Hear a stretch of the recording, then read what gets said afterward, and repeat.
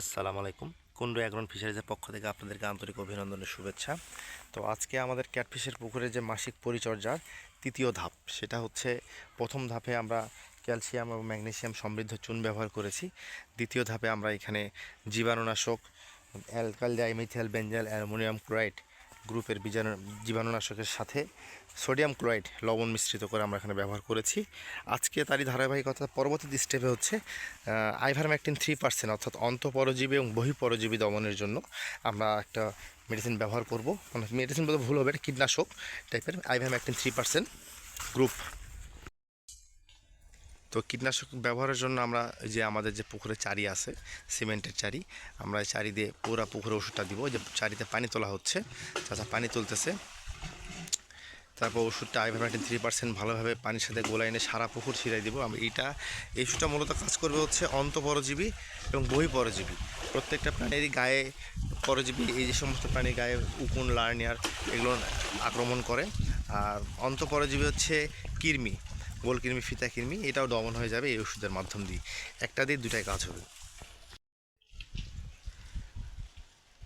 ঢালে দেন, ধুয়ে নিন ভালো করে, ওই শিশিটা ধুয়ে নিয়ে আপনি ওইটা ব্যবহার করে দেন।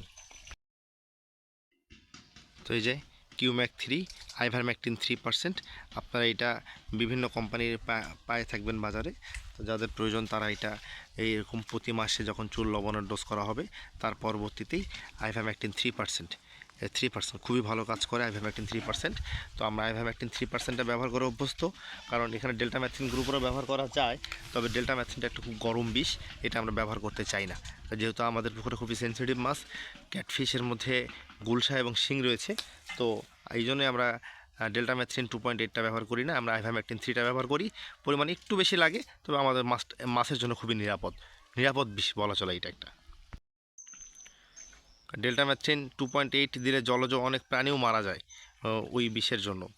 ওই জলজ প্রাণীগুলো তো আমার মাছের জন্য ক্ষতিকারক না, তো ওগুলো তো আমার দরকার আছে পুকুরে প্রাকৃতিক ভারসাম্য রক্ষা করার জন্য।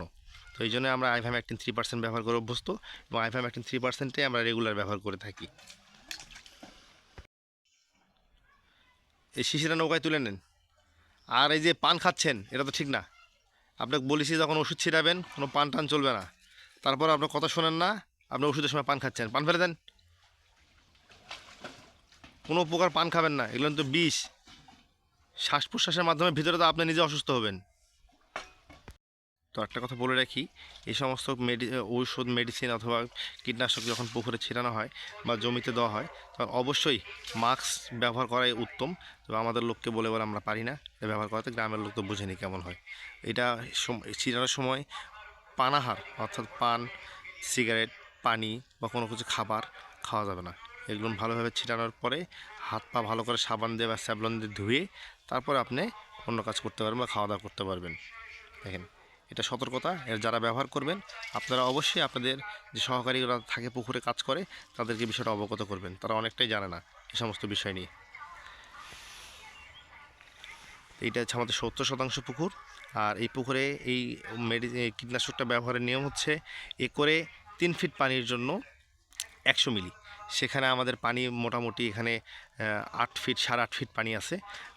আর জায়গার পরিমাণ হচ্ছে প্রায় 70%, 75%। এই জন্য আমার এখানে 200 মিলি হলে হয়, তো পানি একটু বেশি আছে, এই জন্য আমরা 300 মিলি দিছি। যেহেতু আইভারম্যাকটিন 3% একটু ঠান্ডা বিষ, এই ঠান্ডা বিষের কারণে একটু পরিমাণ যদি বেশিও হয় এটা কোনো ক্ষতি নেই। তো আপনারা যারা ব্যবহার করবেন তারা অবশ্যই সতর্কতাগুলো অবলম্বন করবেন। আর এইটা ব্যবহার করার পূর্বে সকল মেডিসিন বা কীটনাশক ব্যবহার করার পূর্বে পানির পিএইচের অবস্থান কী আছে এটা এটা কনফার্ম হওয়ার পরেই আপনি এটা ব্যবহার করতে পারবেন। যদি পানির পিএইচের পরিমাণ খুব বেড়ে যায় বা খুবই কমে যায়, অ্যাসিডিক হয়ে যায়, তাহলে এই সমস্ত ওষুধ ব্যবহার করে পুকুরে কোনো কাজ করবে না, উপকারে দিবে না। তো আজকের মতো এই পর্যন্তই, পরবর্তী ভিডিও নিয়ে দেখা হবে আপনাদের সাথে। এই পর্যন্ত ভালো থাকবেন, সুস্থ থাকবেন, আমাদের জন্য দোয়া করবেন। ধন্যবাদ সকলকে।